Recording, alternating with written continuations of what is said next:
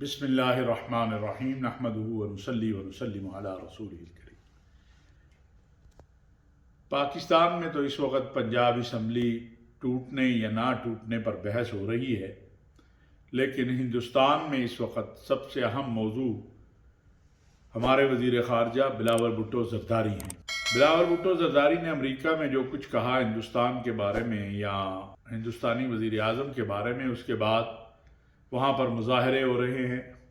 وہاں پر بلاول کے سر کی قیمت لگائی جا رہی ہے، اور وہ جو نازی سوچ ہے، بلکہ میں ہمیشہ یہ کہتا ہوں کہ ہندوستان کی جو سوچ ہے وہ نازیوں سے بھی زیادہ جو ہندوستان کے موجودہ حکومت کی سوچ ہے، پورا ہندوستان کی نہیں، جو مودی کی سوچ ہے یا مودی کے جماعت کی سوچ ہے یا RSS کی آئیڈیالوجی ہے، وہ تو ہٹلر سے بھی زیادہ ظلم کر رہی ہے۔ اور جو بلاول نے کہا وہ حقیقت پہ مبنی تھا، اور جو بلاول کے سر کی قیمت لگا رہے ہیں ان کو یہ معلوم ہونا چاہیے کہ ہمارا وزیر خارجہ جو ہے، سیاسی اختلافات اپنی جگہ ہوں گے لیکن جو اس نے بات کہی ہے پوری قوم اس کی تائید کرتی ہے، اور ہر طرح سے پوری قوم وزیر خارجہ محترم بلاول بھٹو زرداری کے ساتھ کھڑی ہے۔ اور آج آپ نے دیکھا ہوگا کہ اسلام آباد میں وفاقی کابینہ کے اجلاس کے بعد وزیر دفاع اور محترم قمر زمان قاہرہ صاحب اور وزیر اطلاعات مریم اورنگزیب صاحبہ نے جو پریس کانفرنس کیا، اس میں بھی بلاول کے بیانات کی تائید کی گئی ہے۔ ہندوستان کو یہ معلوم ہونا چاہیے، وہ تخریب کاری اور دہشت گردی سے باز نہیں آتا، کہ پاکستان نہ کمزور ہے اور نہ ہی پاکستان جو ہے وہ خوفزدہ ہوتا ہے کسی سے، لیکن پاکستان کی ایک امن کی پالیسی ہے، اور اس امن کی پالیسی کے تحت ہی پاکستان کو آگے بڑھنا ہے۔ ہمیں یہ بھی علم ہے کہ ہندوستان کے تعاون سے اور ہندوستانی راہ امریکہ، برطانیہ اور بعض دیگر مقامات پر بیٹھے ہوئے کچھ لوگوں کو جس طرح فنڈنگ کر رہی ہے، اور وہ پاکستان کی فوج اور پاکستان کے سلامتی کے اداروں کے خلاف روز و شب مہم چلا رہے ہیں، ان عناصر کا بھی قوم کو پتہ ہونا چاہیے کہ یہ کون لوگ ہیں، ان کی فنڈنگ کون کر رہا ہے، یہ کیسے برطانیہ اور امریکہ میں بیٹھے ہوئے ہیں، اور ان کا ہدف پاکستان کے سلامتی کے ادارے اور افواج پاکستان کیوں ہیں۔ یاد رکھیے، پاکستانی فوج کا سب سے بڑا اعزاز اس کا ڈسپلن ہے، اس کا نظم و ضبط ہے، اپنی قیادت پر اعتماد ہے۔ اور آپ نے دیکھا کہ مہینہ ڈیڑھ پہلے، بلکہ 2-3 ماہ سے جو ایک کمپین چلائی جا رہی تھی، جس وقت نئے آرمی چیف کا تقرر ہونا تھا، اور یہی جو چند لوگ ہیں، 2-4، انہوں نے جس طرح کی افواہ سازی کی، پراپوگنڈا کیا، ایک تاثر پیدا کرنے کی کوشش کی کہ خدا نخواستہ پاکستان کی فوج کے اندر کوئی تقسیم ہے یا پاکستانی قوم اور فوج میں کوئی تقسیم ہے، تو ان کو منہ کی کھانی پڑی ہے۔ لیکن یہ بے شرم لوگ ہیں، ان کو شرم نہیں آتی ہے، یہ پھر بھی باز نہیں آتے ہیں۔ ہمارے نئے سپہ سالار جنرل الحافظ عاصم منیر صاحب اور ہمارے سلامتی کے ادارے اور اس کے ذمہ داران اپنی ذمہ داریاں پوری کر رہے ہیں۔ بنوں میں جو واقعہ ہوا وہ آپ کے سامنے ہے، اور اب تک جو اطلاعات ہیں وہ یہ ہیں کہ پاکستان کے سلامتی کے اداروں اور افواج پاکستان نے انتہائی محنت اور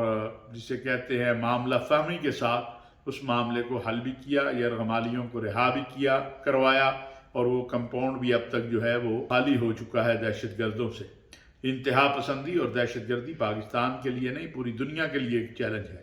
عالم اسلام کے اہم ترین ممالک جو ہیں وہ اس کا نشانہ بن چکے ہیں اور وہ ہمارے سامنے ہیں، لیکن پاکستانی فوج اور قوم کے اتحاد نے ان انتہا پسندوں اور دہشت گردوں کو پہلے بھی شکست دی تھی، انشاءاللہ اب بھی شکست دیں گے۔ ہمیں قومی وحدت کی ضرورت ہے، ہمارے ملک کو استحکام کی ضرورت ہے۔ اگر آج پاکستان میں سیاسی استحکام آ جائے تو پاکستان میں باہر سے انویسٹمنٹ بھی آئے گی، ہمارے معاشی معاملات اور اقتصادی معاملات بھی ٹھیک ہو جائیں گے۔ لیکن میرا سوال یہ ہے کہ جو کچھ اس وقت صورتحال ہے اور دہشت گردی کی یہ جو نئی لہر ہمارے قبائلی علاقوں یا خیبر پختونخوا میں آئی ہے، اس کے اوپر ہماری سیاسی جماعتیں جو ہیں، بالخصوص عمران خان صاحب اور ان کی جماعت جو ہے، اس کا رویہ کیا ہے، اس کا انداز کیا ہے۔ ان کی حکومت ہے خیبر پختونخوا میں، لیکن وزیر اعلیٰ صاحب تو ہمارے لاہور میں بیٹھے ہوتے ہیں،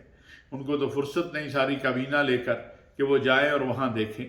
دیکھیے، یہ وطن ہم سب کا ہے، پاکستان ہے تو ہم سب ہیں۔ پاکستان کی وجہ سے آپ وزیر اعظم بنتے ہیں، پاکستان کی وجہ سے آپ وزیر بنتے ہیں، سے آپ وزیر اعلیٰ بنتے ہیں، لیکن اگر آپ پاکستان اور پاکستان کی عوام کا خیال نہیں کریں گے تو پھر آپ کا بھی کوئی خیال نہیں کرے گا۔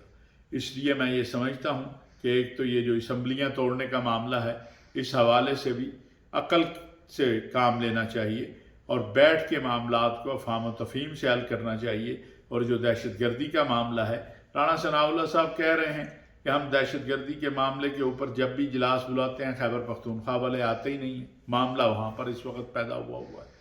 تو یہ غور کرنا چاہیے کہ یہ جو پاکستان میں ایک بار پھر نئی لہر جو آ رہی ہے، اور یہ بات واضح ہے کہ پاکستان اور افغانستان دشمن قوتیں نہیں چاہتی کہ پاکستان اور افغانستان کے درمیان امن قائم ہو۔ چمن بارڈر کے واقعات، پاکستان کے سفیر پہ حملہ، یہ ساری چیزیں، لیکن ہم یہ بھی جانتے ہیں کہ اس معاملے میں افغانستان کی حکومت جو ہے وہ بہت سارے اقدامات اس نے اٹھائے ہیں اور اٹھا رہی ہے، اور ہمیں ان سے یہی امید ہے کہ وہ جو کہہ رہے ہیں کہ ان کی سرزمین پاکستان کے خلاف یا کسی بھی اور ملک کے خلاف استعمال نہیں ہوگی، انشاءاللہ اس پہ عمل درآمد ہوگا۔ آخر میں قطر کی حکومت کو اور امیر قطر کو اور ان کے تمام ساتھیوں کو مبارکباد بھی دینا چاہتا ہوں کہ انہوں نے جس انداز سے ورلڈ کپ کا انعقاد کیا اور وہاں پر عرب اور اسلامی روایات کا خیال رکھا، یہ ایک بہت بڑا قدم تھا، اور دنیا کی تمام تر تنقید کے باوجود قطر اپنے اصولوں پہ کھڑا رہا، اور جس طرح سعودی عرب کے ولی عہد امیر محمد بن سلمان نے وہاں جا کر قطر کے امیر کے ساتھ کھڑے ہو کر دنیا کو پیغام دیا کہ عرب اور اسلامی روایات کے لیے ہم ایک ہیں، اسی طرح اور بھی اسلامی ممالک کے جو نمائندے وہاں پہنچے یا ذمہ داران پہنچے، ان میں ترکی کے ایردوغان صاحب۔ لیکن میں سمجھتا ہوں کہ سعودی عرب کے ولی عہد امیر محمد بن سلمان کا وہاں جانا اور افتتاحی میچ میں شریک ہونا یہ ایک بہت بڑا پیغام تھا، اور اس کامیابی میں پاکستان کا ایک بہت بڑا کردار ہے، اور اگر ہم اس کا ذکر نہ کریں تو بہت بڑی زیادتی ہوگی۔ وہ کردار پاکستان کی افواج کا ہے، پاکستان کے سلامتی کے اداروں کا ہے، جو مبارکباد کے مستحق ہیں کہ انہوں نے قطر میں ہونے والے فٹ بال کپ میں سیکورٹی کے فرائض سر انجام دیے اور بھرپور کامیابی سے وہ سرفراز ہوئے۔ یہ پاکستان کے لیے اعزاز ہے، پاکستانی فوج کے لیے اعزاز ہے۔ میں اس کے اوپر پاکستانی فوج کے سپہ سالار جنرل حافظ عاصم منیر صاحب کو اور فوج کے دیگر ذمہ داران کو، اور پاکستان کے وزیر اعظم میاں شہباز شریف صاحب اور سپریم کمانڈر صدر جو ہیں عارف الرحمن الوی صاحب اور پوری قوم کو مبارکباد دیتا ہوں۔ یہ ہمارے لیے فخر کی بات ہے کہ ایک اسلامی دوست ملک نے اتنا بڑا ایونٹ منعقد کرنے کے لیے پاکستان سے تعاون مانگا، اور پاکستانی فوج نے سلامتی، اس کپ کی جو سیکورٹی تھی اس کے لیے اس نے اپنا کردار ادا کیا۔ یہ ہم سب کو اس پر فخر ہونا چاہیے۔ ویسے بھی یہ جو پاکستانی فوج ہے یہ ہمارا فخر ہے، ہمارا مان ہے، ہمارے سر کا تاج ہے، اور انشاءاللہ ہم اپنی فوج پر، اپنی سلامتی کے اداروں پر فخر بھی کرتے ہیں اور ان کے ساتھ شانہ بشانہ کھڑے بھی ہیں۔